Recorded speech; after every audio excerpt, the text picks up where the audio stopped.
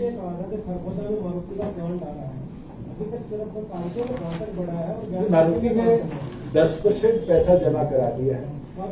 मारुति ने 800 एकड़ Maruti Suzuki India limited जो MISL है उसने जमा कराया है, और 100 एकड़ के लिए सुजुकी ने जो मोटरसाइकिल का प्लांट लगाएगी उन्हें जमा कराया है। टोटल 900 एकड़ में, क्योंकि ये सब्सिडरी कंपनी है दोनों मारुति सुजुकी की, तो दोनों कंपनीज मिलकर 900 एकड़ का यूनिट वहां एस्टैब्लिश करेगी, जिसमें एक मदर यूनिट होगा और एक बाइक्स का मदर यूनिट। भूषण जी, रणदीप सुरजेवाला लगातार क्रिटिसाइज कर रहे हैं शराब पॉलिसी को लेकर, कह रहे शराब सस्ती हो रही है, सिलेंडर महंगे हो रहे हैं। एक सवाल तो ये है, दूसरा है जो दिल्ली में एक भाजपा नेता तेजेंद्र बग्गा गिरफ्तार होते हैं, पूरा इन नाटकीय घटनाक्रम अभी भी लगातार चल रहा है, रात को कोर्ट खुली है, कैसे देखते हैं? देखिए, सबजुडियस मैटर है बग्गा जी वाला, क्योंकि 3 प्रदेशों की पुलिस उसमें इन्वॉल्व हुई थी। दिल्ली में क्या हुआ है मेरे पास उसके तथ्य तो है, मगर मुझे इतना जरूर संज्ञान में आया कि कोई पंजाब के कोर्ट ने कोई अरेस्ट वारंट इशू किया है, जो कोर्स ऑफ एक्शन लीगली है वो पंजाब पुलिस और दिल्ली पुलिस ने। हरियाणा के पास तो जो कंप्लेंट आई थी वो हमारे होम मिनिस्टर ने भी, DGP ने भी बड़ी क्लियरली आपको बताया कि हमने उसके ऊपर इनेक्ट किया है।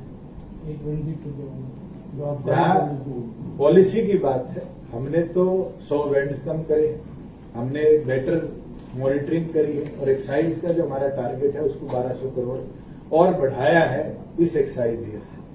जहां तक स्लैशिंग ऑफ रेट्स की बात है, ये तो स्टेट का प्रेरोगेटिव है कि दूसरी स्टेट्स को देखते हुए, कंपेयर करते हुए स्टेट्स रिड्यूस कर सकती है। उससे अगर कोई चीज सस्ती हो, महंगी हो, मैं तो उनको भी कहना चाहूंगा, उनकी सरकार गठबंधन में आज महाराष्ट्र में है, वहां पेट्रोल के दाम कितने हैं, हमने तो कम कर दिए थे, वो क्यों नहीं करवा पा रहे। आज राजस्थान में है, उनने भी वहां कम करवाने का काम किया। तो अगर उनने असलियत में पेट्रोलियम कॉस्ट कम करवाने हैं, तो जिन प्रदेशों में उनके सहयोगियों के साथ या उनकी खुद की सरकारें हैं, सबसे पहले ये चर्चा वहां करें तो बेहतर रहेगा कि आप पेट्रोलियम प्रोडक्ट्स के दाम कम करिए, जिससे इन्फ्लेशन भी इनडायरेक्टली कम हो। तो 10% जो अमाउंट जमा कराया है, 800 एकड़ और 100 एकड़ आपने बताया, तो वो किस रेट में आप मारुति को जमीन दे रहे हैं और कब तक ये शुरू होने की 2.96 करोड़ रुपीज प्रति एकड़ के अंदर हमने ऑक्शन 2.96 करोड़ रुपीज पर एकड़ पे हमने ऑक्शन निकाला था। ऑक्शन के अंदर क्योंकि मदर यूनिट है, एक ने अप्लाई किया और वो उसको अलॉट हुआ है, और 2 उसके अंदर जरूर दिक्कत आई थी। एक कोई वाटर कोर्स था, उसको हमने जो चेंज करना था, गवर्नमेंट ने उसको चेंज करने का निर्णय ले लिया। दूसरा था एनवायरमेंट क्लियरेंस का, वो आ चुकी है केंद्र से और वो हमने हैंडओवर कर दिया। अब जैसे ही मारुति बचा हुआ पैसा जमा कराएगी, लैंड उनको हम हैंडओवर करने का काम करेंगे। हमारे जवान जो सरहद पे शहीद होते हैं, पंजाब सरकार उनके आश्रितों को 1 करोड़ रुपया देती है। हरियाणा में ये राशि क्या, आपको नहीं लगता कि हरियाणा में ये राशि लगी? हरियाणा में उसके साथ साथ एडिशनल बेनिफिट्स भी बहुत दिए जाते हैं। अगर वो फौज में नौकरी ले लेता है परिवार का कोई सदस्य, तो वो सेंट्रल गवर्नमेंट के प्रेरोगेटिव में बने, नहीं तो प्रदेश के अंदर भी हम उसको नौकरी का प्रावधान देते हैं। उसके साथ साथ हमने इकलौता प्रदेश है जिसने ये निर्णय कर नोटिफाई कर रखा है कि कोई भी गांव का शहीद बॉर्डर पे होगा, DC को पावर है कि उसके गांव का स्कूल भी हम उसके नाम पे करेंगे। और आने वाले समय में मैं ये निर्णय भी लेने का काम करूंगा कि जो शहीद होगा उसके गांव को जाने वाला जो भी PWD का रास्ता होगा, वो भी हम उसके नाम पे डेडिकेट करने का काम करेंगे, क्योंकि वो हमारा सन ऑफ सोइल भी रहा है और उसने देश के लिए अपनी जान न्यौछावर करने का काम। और एक खुशी की चीज है, जींद जिले में मैंने एक पायलट चलवाया था कि हमारे आज तक जब से देश आजाद हुआ है, आर्म फोर्सेस के अंदर 76 जवान जींद के शहीद हुए थे। और 26 जनवरी को जब मैं वहां गया तो ये आदेश दे के आया था कि 1 महीने के अंदर सारे जितने स्कूल्स हैं उनको उन मेटर्स के नाम पे हम डेडिकेट करें, और 1 महीने में हमने उसको अचीव कर लिया। 2nd डिस्ट्रिक्ट हमने दादरी लिया, फिर भिवानी लिया, और अब गुड़गांव के अंदर भी हमने इसको टेकअप किया है और मेरा ये टारगेट है कि 15 अगस्त से पहले हरियाणा प्रदेश के 22 के 22 जिलों के अंदर जितने जवान बॉर्डर पे शहीद हुए हैं उनके नाम पर उनका जो गवर्नमेंट स्कूल है, चाहे वो प्राइमरी हो, मिडिल हो या सीनियर सेकेंडरी हो, उसको हम लेंगे। भूषण जी, जो चंडीगढ़ के अंदर है बाहर के टाइम 3 बजे तक कर दिया रात को, तो यहाँ भी बढ़ाने की हमने पिछले साल भी प्रोविजन रखी थी। एडिशनल फीस देता है तो जरूर प्रोलॉन्ग्ड आवर्स तक उसको वो कैरी फॉरवर्ड कर सकते हैं। प्रोविजन पहले ही है। गुड़गांव में 24 आवर्स 24 आवर्स नहीं है, आपकी परमिसेबल जो लिमिट है वो शायद 2 बजे तक है, पर 2 बजे के बियॉन्ड अगर आप एक्सटेंड करते हो तो उसकी एक शायद 20 लाख रुपए है, मेरे हैंड पे तो नहीं है क्योंकि पिछले साल हमने इंडेक्ट किया था, उसको फिर एक्सटेंडेड 4 या 6 घंटे का समय है उस तक बढ़ाया जा सकता है। देखिए, जो मेंबरशिप पूरे प्रदेश में चली, पूरे लगभग 90% में 5 का जो टारगेट था वो लगभग 7-8 हो गया, मोदी से ज्यादा भी होगा। ये अगले लोकसभा और विधानसभा के चुनाव की तैयारियां हैं बीजेपी की स्वतंत्रताओं पे चुनाव लड़ने की या गठबंधन के तौर पर लड़ने की, या इसमें क्या अभी आत्मनिर्भरता वाली बात जो है वो चल रही है? कोई भी पार्टी, कोई भी संगठन बिना कार्यकर्ताओं की नहीं चलती और आत्मनिर्भरता वाली बात नहीं। हमने विधानसभा चुनाव से 11 महीने पहले एक संगठन बनाया, हमारा सिंबल भी विधानसभा चुनाव में परमानेंट मिला और उसको आज हमने रिजर्व किया है। और उसके बाद घर घर जाने का प्रयास हमने 2020 में शुरू किया। 2020 के अंदर क्योंकि कोविड आ गया वो गतिविधि रुकी। 20 अंत से लेके 21 अंत तक किसान आंदोलन चला, उसमें भी बड़ी लिमिटेड गतिविधियां रही। फिर कोविड की तीसरी वेव भी हमें झेलनी पड़ी। उसके बाद यह निर्णय लिया गया कि प्रत्येक गांव तक, प्रत्येक घर तक हमारा संगठन पहुंचे। वो चाहे कांग्रेस हो, चाहे भारतीय जनता पार्टी हो, चाहे और भी कोई दल हो, प्रत्येक दल ये प्रयास करता है कि वो घर घर तक पहुंचे। तो हमारा भी ये प्रयास है कि नए कार्यकर्ताओं को हम जोड़ने का काम करें। हमारे पुराने कार्यकर्ता हैं, क्योंकि हमारे संविधान अनुसार हमें उनको भी री रजिस्टर करना पड़ेगा हर 2 साल के, तो री रजिस्टर कराने का काम करें। जहां बात आगे चुनाव लड़ने की है, मैं डे 1 से कह रहा हूं और आज भी रिपीट कर देता हूं कि हम मिलकर सरकार चला रहे हैं और आने वाले भविष्य में भी मिलकर चलेंगे। तो राज्यसभा चुनावों में किशन जी जेजेपी का दावा रहेगा? अभी चुनाव तो डिक्लेयर होने, अभी तो क्या परिस्थितियां रहेगी दोनों सीटों के ऊपर। जो आने वाले समय में मिलकर चलेंगे जो संघ है, ये सरकार का है या अगर चुनाव का भी बात कर रहे हैं, 24 की बात कर रहे मैं तो सरकार का भी कह रहा हूँ, चुनाव का भी। सरकार में तो आप नहीं मिलकर चल ही रहे नहीं, हैं। आप, मैं तो इसलिए रिपीट कर रहा हूँ कि जब गवर्नमेंट बनी थी तो लोगों ने हमें 1 महीने में गिरने का कहा था, फिर 3 महीनों में गिरने का कहा था, फिर 6 महीनों में कहा था, फिर साल में कहा था, फिर कहा था 1 दिन की और बच गई। आज 2.5 साल सक्सेसफुली हमने गवर्नमेंट चलाई है और ये विश्वास दिला देता हूँ कि 2.5 साल अगले भी इसी सक्सेसफुली तरीके से सरकार चलाएंगे और लोकसभा और विधानसभा भी सक्सेसफुली होंगे। दूषित जी, बेरोजगारी को लेकर जिस तरीके से आरोप प्रत्यारोप का सिलसिला लगातार जारी है और वही सीएमआई की जो रिपोर्ट है उसको लेकर क्या कहेंगे? आपने 75% आरक्षण की भी बात की। बिल्कुल 75% जो हमारी रिजर्वेशन फॉर लोकल कैंडिडेट्स है वो आज के दिन बहस कंप्लीट हो चुकी है। फैसला हाईकोर्ट में सुरक्षित है, निर्णय आ जाएगा। जैसा सुप्रीम कोर्ट के आदेश थे कि कोई कोरेसिव एक्शन नहीं लेना, कोई पेनल्टीज नहीं लगानी, मगर इस एक्ट की रजिस्ट्रेशन को शुरू है। एक्ट की रजिस्ट्रेशन शुरू है, इंडस्ट्री भी हजारों की तादाद में रजिस्टर हो चुकी, लोकल कैंडिडेट्स भी डे बाय डे नए रजिस्टर हो रहे हैं। जैसे ही वो आएगा उसके ऊपर काम करें। मगर मैं जो आप एक आंकड़े की बात कर रहे हैं सीएमआई की, आपने ट्रेंड देखा है कि वही एक एजेंसी है, प्राइवेट एजेंसी है जो निरंतर राजस्थान के डाटा को भी शेयर करती, पर हरियाणा के डाटा को बारी बारी इन्फ्लेट करके शेयर करने का काम करते। किसी दिन ये आया है कि सीएमआई ने दिखाया कि इस महीने में हरियाणा में रोजगार बढ़े हैं, 18% से शुरू करके आज 32% पे पहुंचे। मैं आपको फैक्चुअली कह देता हूं कि कोविड के बाद जो एमएसएमई के ऊपर खास तौर पे बड़ा इम्पैक्ट आया था, हरियाणा ने उस झटके को झेला, हमारी इंडस्ट्री को संभाला और बंद होने से रोका। चाहे वो फाइनेंशियल सपोर्ट की बात हो, चाहे इनडायरेक्ट डायरेक्टली उसको ऑपरेशन आर चलाने की और चलाने की बात हो।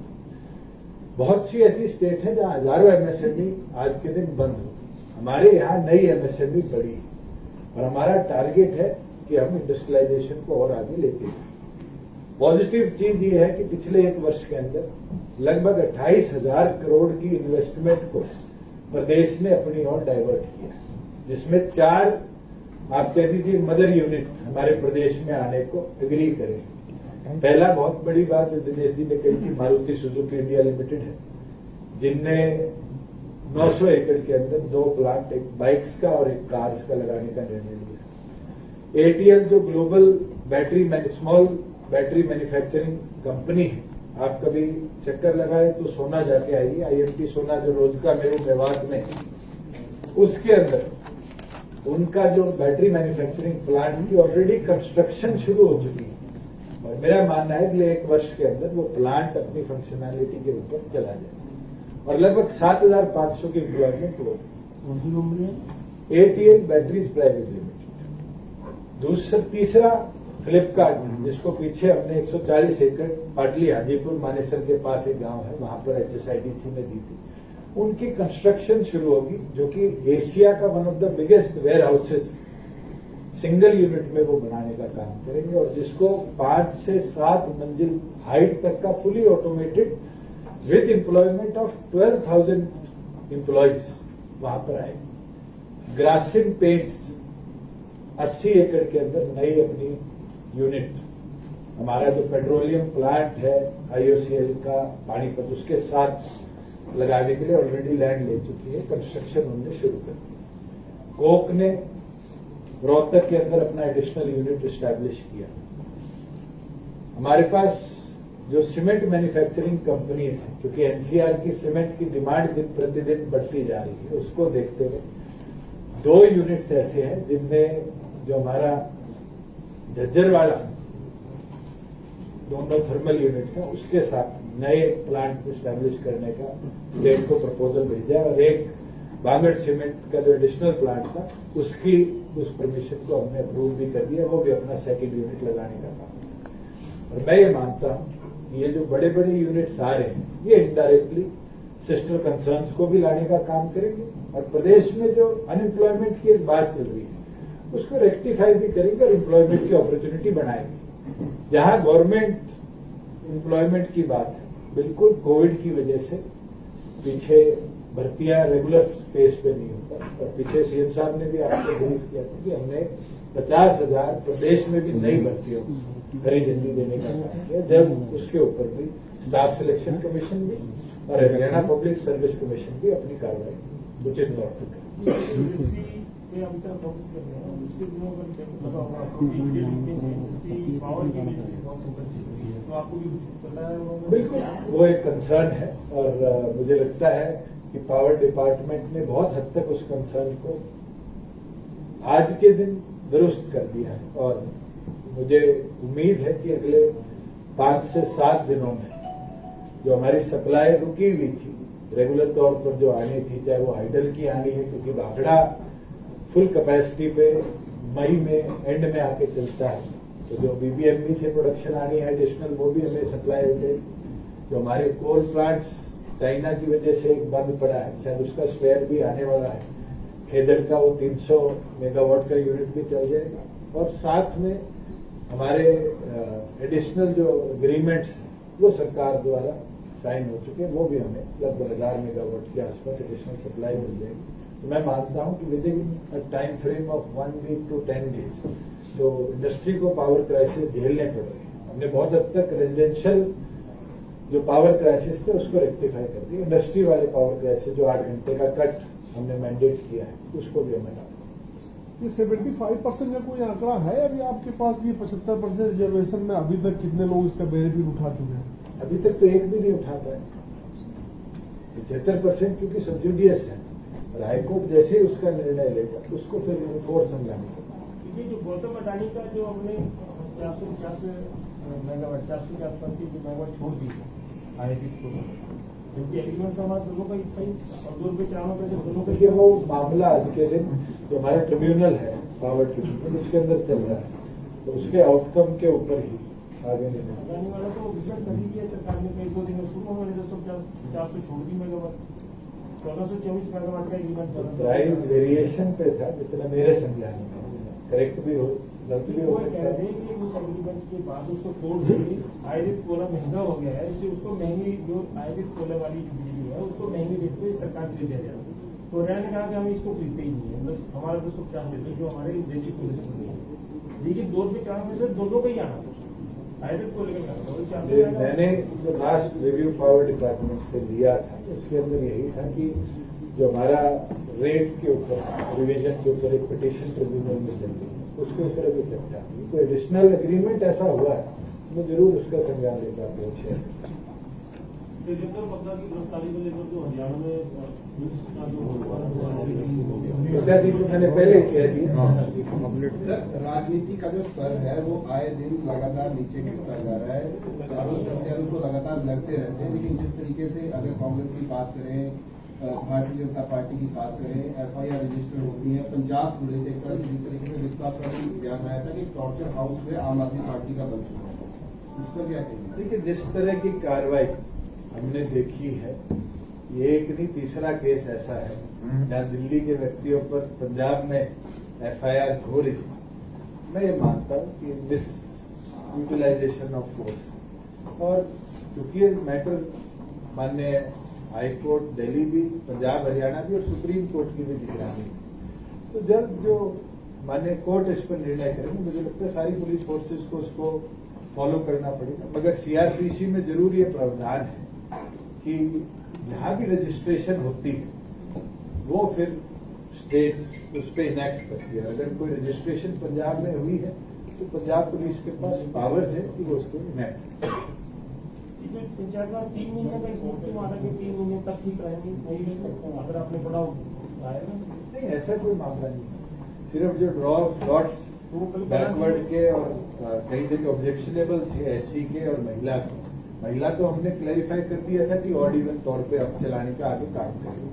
मगर जहाँ बैकवर्ड में और SC में कोई ऑब्जेक्शन आए हुए उनको जैसे ही हम टेकअप कर लेंगे। डीसी को कह दें कि 15 दिन में कंप्लीट करेंगे। ऑलरेडी आदेश जारी हो चुके हैं कोर्ट के अनुसार जल्द से जल्द अपनी रिपोर्ट दीजिए। जैसे ही उनकी तरफ से रिपोर्ट आएंगी, क्योंकि उनको हर रिपोर्ट की हेयरिंग करनी होगी, एग्जैक्ट नंबर कितने हेयरिंग में आए हैं मेरे पास इन हैंड तो नहीं है, मैं वो आपके साथ जरूर डिस्ट्रिक्ट वाइज शेयर करूंगा। तो हम जून में सम्मानित माने या जुलाई में सम्मानित माने? मैं तो ये मानता हूँ अगर 10 दिन में आ जाएगा तो फिर स्टेट इलेक्शन कमीशन पे है कि वो पूरा प्रोसेस स्टेट इलेक्शन कमीशन से बात होती, कोई 3 महीने वो ये कह रहे हैं ना जी, एक तो नई जो वोटें बनेंगी, दूसरा जैसे मनेसर नया नगर निगम बना है तो कुछ मानेसर का पंचायतें चली गई। मानेसर का फरीदाबाद का तो इस जो नोटिफिकेशन पीछे करी थी स्टेट इलेक्शन कमीशन ने उस पर म्युनिसिपल कॉर्पोरेशन का चुनाव प्रस्तावित नहीं था। 48 ऐसी काउंसिल और कमेटियां थी जिसका चुनाव प्रस्तावित था, जिसमें से 22 को पिछले दिनों विड्रॉ करने का निर्णय ले लिए। तो 47 काउंसिल और कमीशन है और उसके साथ 22 जिला परिषद, 140 ब्लॉक समितियां और 6300 कुछ जो हमारी पंचायतें हैं उनके चुनाव। हमारा वही हम तो पंचायत नहीं है, पंचायत के पहले लोकल बॉडी के चुनाव कराएंगे तो हाई कोर्ट में लोगों को ये तो स्टेट इलेक्शन कमीशन की जैसी तैयारियां होंगी उनका प्रेरोगेटिव है, प्रदेश सरकार ने इसके हिसाब से ना कि पहले सरकार परमिट कर चुकी है, उनको चुनाव सामग्री भेज चुके हैं जिलों में। पंचायत चुनाव को लेकर तो वो खुद कह रहे हैं 3 महीने लगेंगे। जहाँ कमेटी और काउंसिल के चुनाव की बात है ऑलरेडी स्टेट द्वारा स्टेट इलेक्शन कमीशन को आदेश दे दिए गए और वो अपना प्रोसेस को जब चाहे शुरू कर सकते हैं। वो मैं तो आज इस पे कैसे कहूँ, स्टेट इलेक्शन कमिश्नर तो मैं हूँ हरियाणा सरकार लोकल बॉडी को तो क्लियर ही नहीं किया। हमारी ओर से म्युनिसिपल काउंसिल और कमेटी के चुनाव की सहमति ऑलरेडी भेज दी और पंचायत चुनाव की एक सहमति हमने पहले भिजवाई थी जिसपे स्टे हो गया था। अब वो स्टे विकेट हो चुका है। जो रिवीजन होनी है वो जो स्टेट इलेक्शन कमीशन ने हमें भेजा था उस अनुसार जो भी कहीं भी विवाद थे उनको निपटाकर हम वापस भिजवा नहीं। हरियाणा कांग्रेस में जो परिवर्तन हुआ है, एक अध्यक्ष के साथ 4 कार्यकारी अध्यक्ष, कांग्रेस की तरह अब काफी उत्साह है, अब मजबूती देखने को मिली है। उत्साह तो ये पंजाब में भी आया था, पंजाब के नतीजे दर्शा गए थे कि वो जो 1:4 रेशो के अंदर चले थे उसका नतीजा क्या है। और हरियाणा में तो चुनाव अभी भी 2.5 साल बाद है विधानसभा का और 2 साल बाद लोकसभा का। लेट्स वेट एंड सी कि नवंबर में हिमाचल में 1:4 पॉलिसी बनाई है, वो पॉलिसी कितनी सक्सेसफुल होती है। सर पिछले 15 दिन और 1 मंथ की अगर बात करें तो अनएम्प्लॉयमेंट जो रिपोर्ट आया वो सबसे हाईएस्ट आया। पावर कट का सिचुएशन हुआ। आप अभी आए हैं तो बड़ी डिटेल में बीजेपी जेजेपी का जो कोऑर्डिनेशन मीटिंग जब गवर्नमेंट बनी थी तो उसमें बोला गया था कि बार बार हम लोग मिलेंगे, तो कभी तो आप लोग दोनों आपस में बैठेंगे। जो मेजर इश्यूज है अनएम्प्लॉयमेंट, डियरनेस और पावर कट है, आपस में दोनों गवर्नमेंट पार्टी मिलकर बात विचार करते कॉमन कैसे क्या। पहले तो आपको क्लैरिफाई करना कि निरंतर हमारी मुलाकातें होती है संगठन लेवल पर भी और सरकार के लेवल पर, और निरंतर हर विषय पर हमने मिलकर ही कदम उठाए।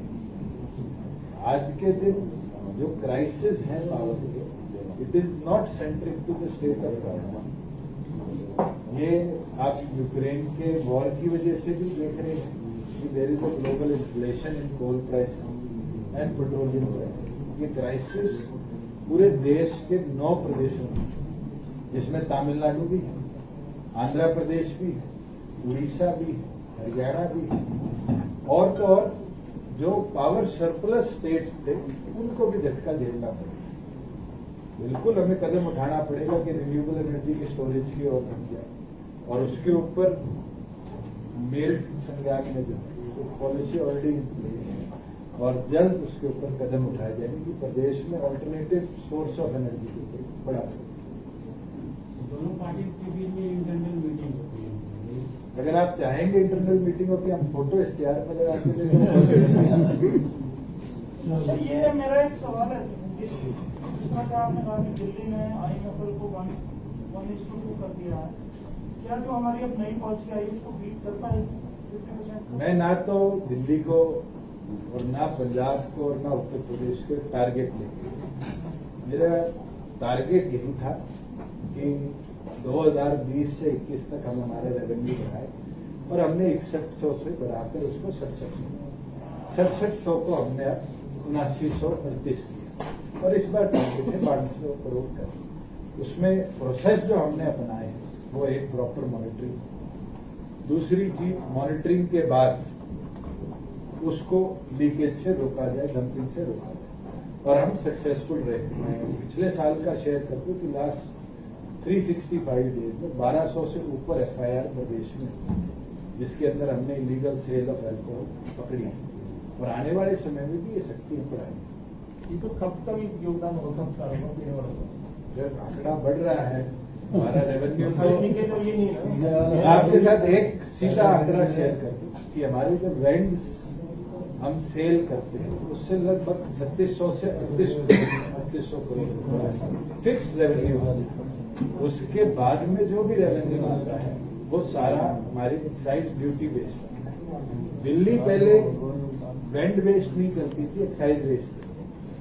इस बार दिल्ली की पॉलिसी बिल्कुल 360 टर्न में थी कि उसने वेंड बेस्ड टैक्सेशन किया, कि वन टाइम फिक्स्ड वेंड कॉस्ट कर दिया, और उसने एक्साइज जो ड्यूटीज थी वो 0 कर दी। पंजाब के अंदर आज के दिन उल्टा है, वेंड के ऊपर कम लेते हैं, एक्साइज ड्यूटी ज्यादा लेते हैं। हरियाणा की 50-50 पॉलिसी, अभी तो उनके 50-50 के अंदर हमने ये प्रयास किया है कि दोनों तरफ हम बैलेंस करके हमारा जो एक्साइज रेवेन्यू उसको हम सिक्योर करें। अभी तो आएगी उनकी पॉलिसी, बजट भी आना पंजाब सरकार से पूछे, आपका देख के कम कर देगा, अपने पेट्रोल डीजल के करते हैं। तो बहुत